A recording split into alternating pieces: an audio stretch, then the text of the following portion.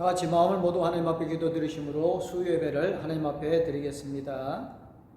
너희는 여기에 욕심을 따라 썩어져가는 구습을 따르는 옛 사람을 벗어버리고 오직 너희의 심령이 새롭게 되어 하나님을 따라 의와 진리의 거룩함으로 지으심을 받은 새 사람을 입으라.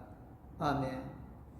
사랑하는 주의 백성들에게 생명의 피로를 채워주시는 하나님 아버지, 성령의 은혜로 거듭난 저희가 수요 예배로 하나님 앞에 나와 예배드리며 풍성한 열매를 맺게 해주심을 감사를 드립니다. 오늘도 주의 이름을 부르며 구원의 감격을 노래하는 이 봉독교회 모든 성도들 위해 하늘의 문이 열리고 응답되는 감사와 사랑의 천국 잔치가 되어지게 하여 주시옵소서. 말씀 안에서 강건한 생명의 근원인 믿음이 자라게 하여 주옵소서. 예수님의 이름으로 기도드리옵나이다. 아멘. 오늘 우리에게 주시는 말씀은 요한복음 17장 1절에서 5절 말씀입니다. 다 찾으신 줄 알고 제가 봉독하여 올리겠습니다. 예수께서 이 말씀을 하시고 눈을 들어 하늘을 우러러 이루시되 아버지여 때가 이르렀사오니 아들을 영화롭게 하사 아들로 아버지를 영화롭게 하게 하옵소서. 아버지께서 아들에게 주신 모든 사람에게 영생을 주게 하시려고 만민을 다스리는 권세를 아들에게 주셨음이로소이다. 영생은 곧 유일하신 참 하나님과 그가 보내신 자 예수 그리스도를 아는 것이니이다.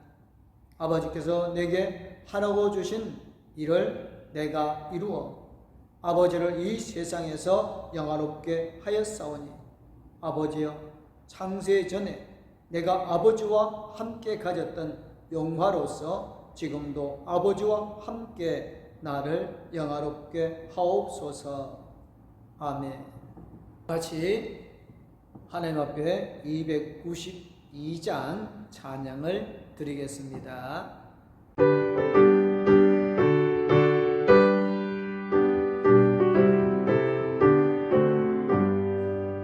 주 없이 살 수 없네 죄인의 구주여 그 귀한 몸의 피로 날 구속하소서 구주의 사랑으로 흘리신 보혈이 내 소망 나의 위로 내 영광 됩니다.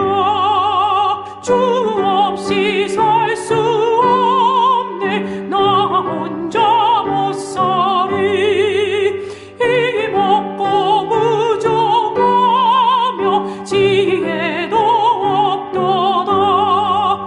내 주는 나의 생명 또 나의 힘이라 주님을 의지하여 지혜를 얻으리.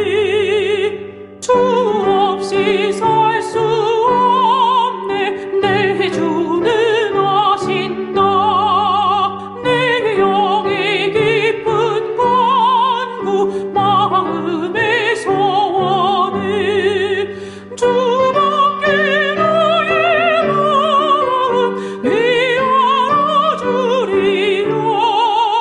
내 마음 이로하사 평온케 하시네.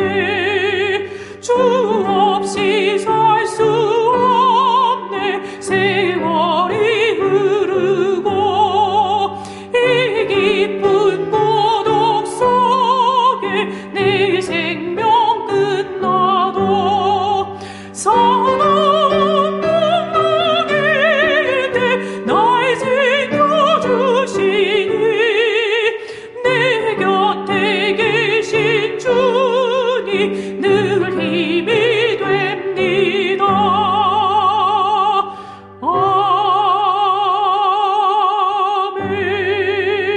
아멘. 오늘은 영생이란 선물이란 제목으로 말씀을 전하겠습니다. 요모 13장 17장은 다락방 강화라고 이미 말씀을 드렸습니다. 요모 13장에서 17장은 예수님이 십자가에 고난 받기 전에 마가의 다락방에서 제자들과 함께 가졌던 마지막 만찬의 일들과 말씀을 기록입니다. 그 중에 본문은 대제사장적 기도라고 불려지는 것으로 예수님의 기도입니다. 예수님께서 인류를 구원하시기 위해 십자가 지는 일에 목전에 두고 자신이 인류 구속의 희생의 제물로서 하나님께 드리는 기도입니다. 이것은 요한복음 14장에서 16장에 있었던 고별 설교 후에 하셨으므로 고별 기도라고도 할 수 있습니다. 신명기 32장에 있는 모세의 고별 노래와 잘 비교되어 있습니다. 히브리서 3장 5절 6절을 보면 예수님의 모세와 잘 비교합니다. 모세는 장래에 말할 것을 증언하기 위하여 하나님의 온 집에서 종으로 신실하였고, 예수님은 하나님의 집을 맡은 아들로서 그와 같이 하셨다며 비교하고 있습니다. 본문에 예수님의 고별 기도가 신명기 32장 1절에서 43절에 기록된 모세의 고별 예언의 노래와 비교되는 것입니다.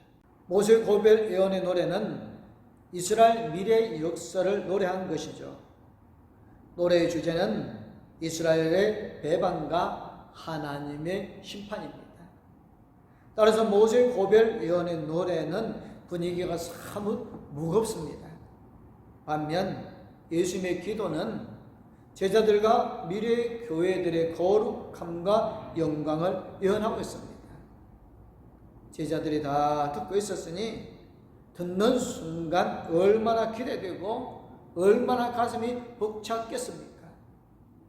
그 중에 본문의 말씀은 예수님께서 성자 자신과 성부 하나님의 영광을 구하는 기도입니다.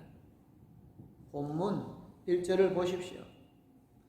예수께서 이 말씀하시고 눈을 들어 하늘을 우러러 이루시되 아버지 때가 이르렀사오니 아들을 영화롭게 하사 아들로 아버지를 영화롭게 하게 하옵소서라고 기도합니다.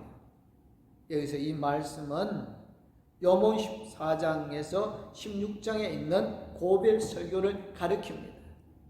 예수님은 여러 가지 주제의 고별 설교를 하신 후 눈을 들어 하늘을 우러러 말씀하셨습니다.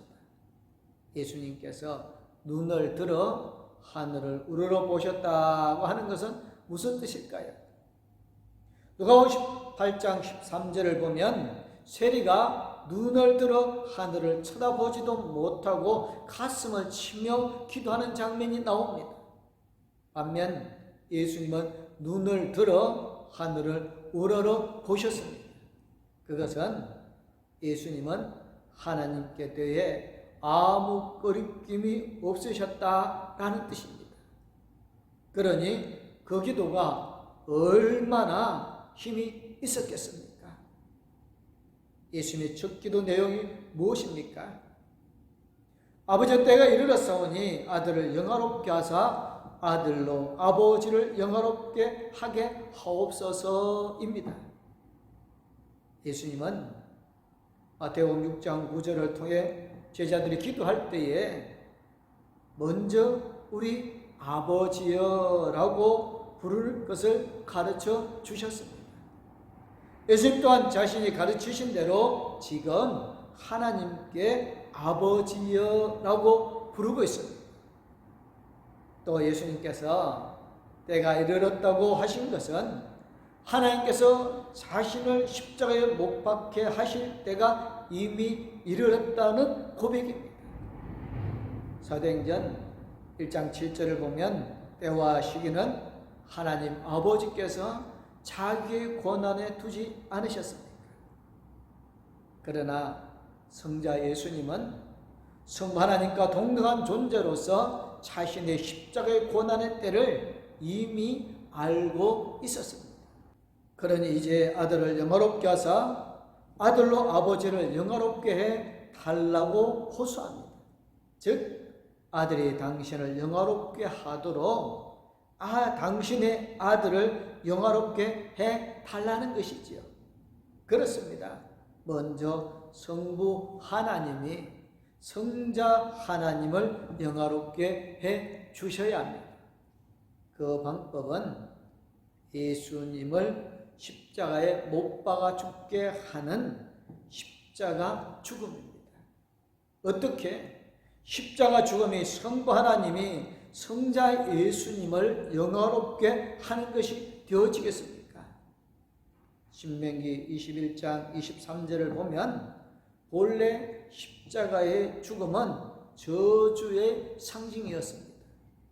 그런데 예수님께서 십자가에 달려 죽으심으로 십자가는 더 이상 저주가 아닌 것으로 되었습니다. 도리어 십자가는 죄와 사망 중에서 고통하고 신음하는 자들이 새 생명을 얻을 뿐 아니라 영원히 사는 영생이란 선물까지 받는 통로가 되었습니다.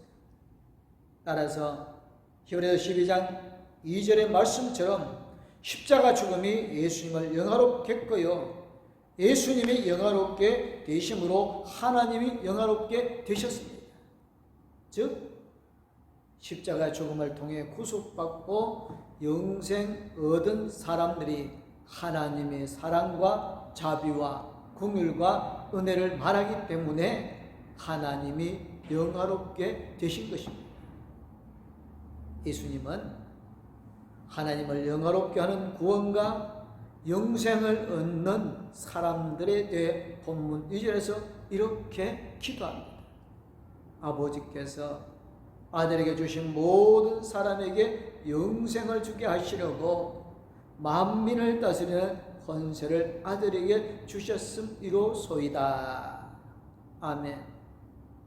예수님은 구원과 영생을 얻는 대상이 모든 사람들임을 기도하고 있고요, 또 예수님은 하나님의 모든 사람들을 구원하고 그들에게 영생을 줄 수 있는 권한을 자신에게 주려고 만민을 다스리는 권세를 주셨다고 기도하고 있습니다. 그렇습니다. 예수님의 기도처럼 구원의 내용은 영원히 살 수 있는 영생이고요, 구원을 이루시는 이는 하나님께로부터 만민을 다스리는 권세를 받은 예수님이십니다.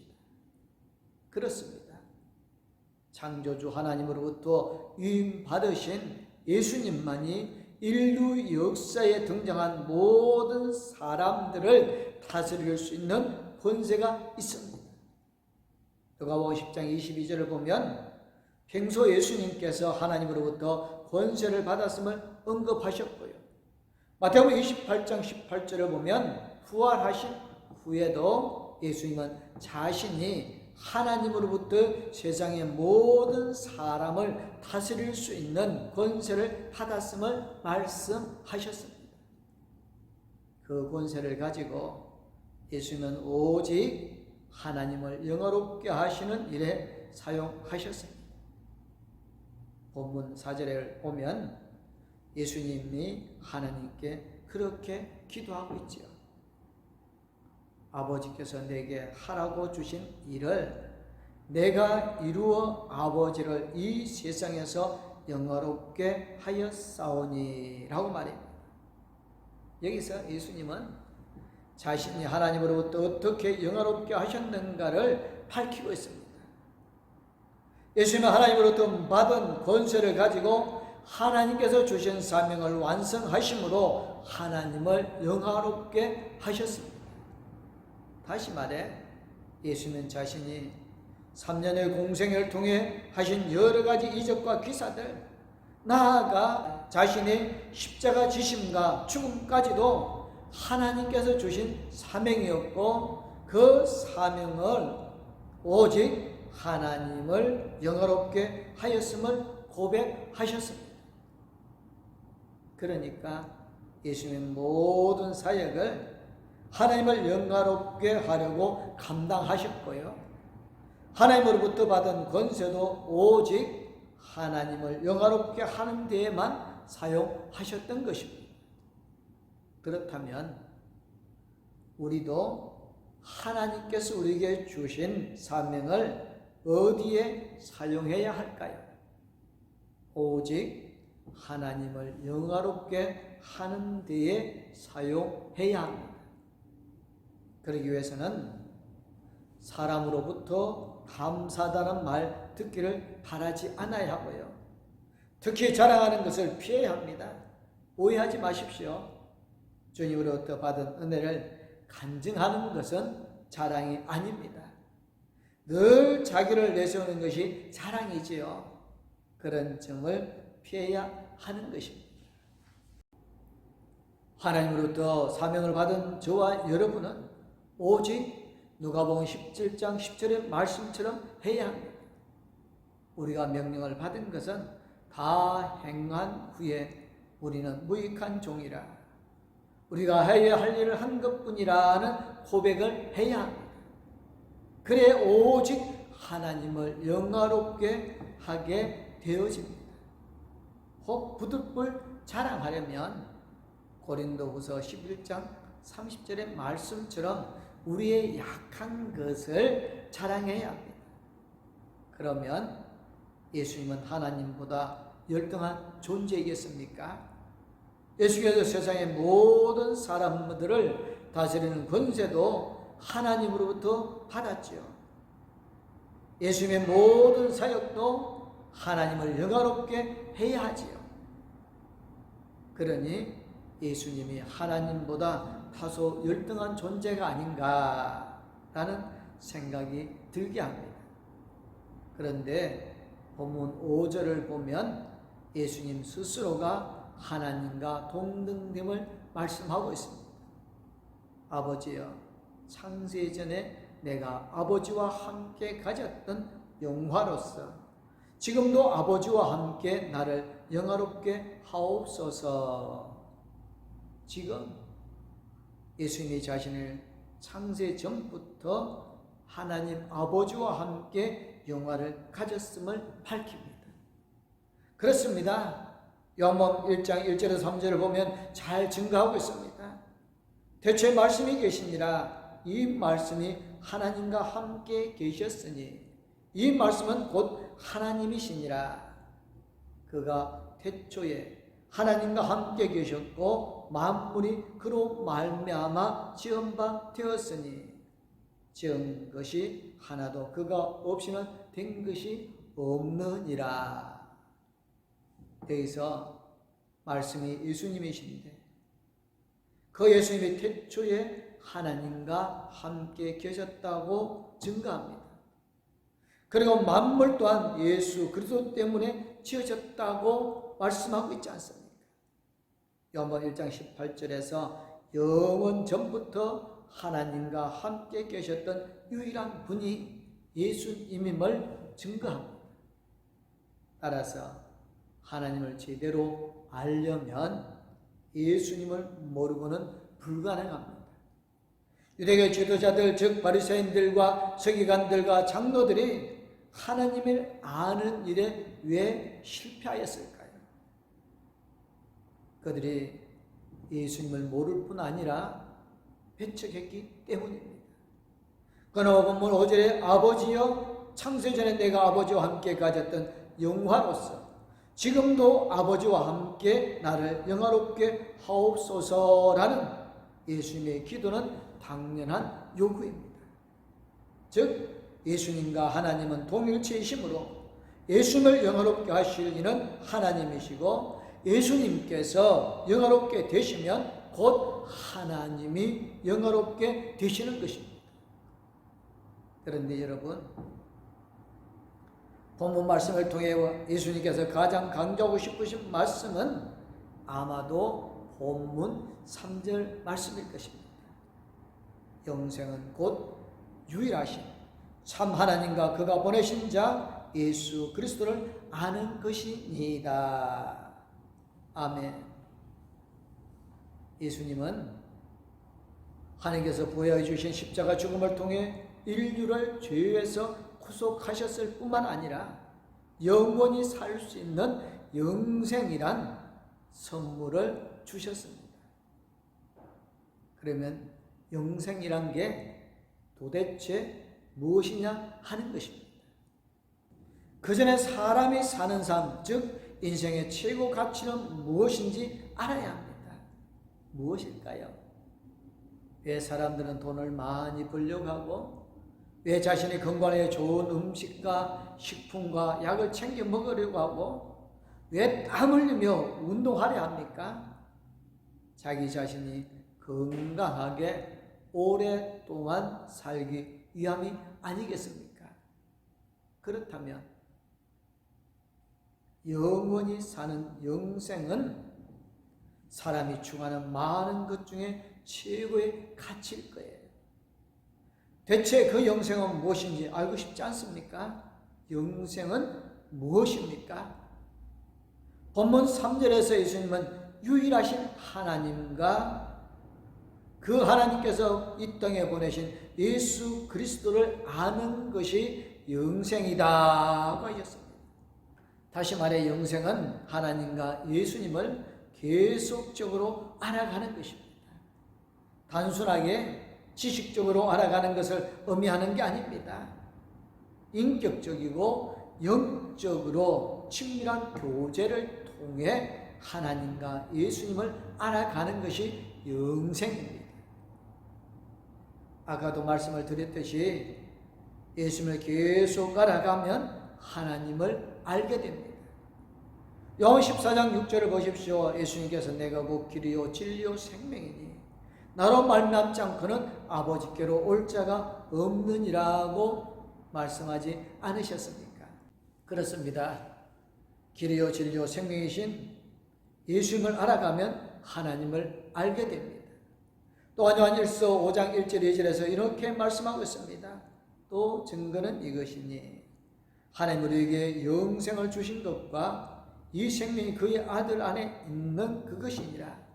아들이 있는 자에게는 생명이 있고 하나님 아들이 없는 자에게는 생명이 없느니라. 자, 보십시오.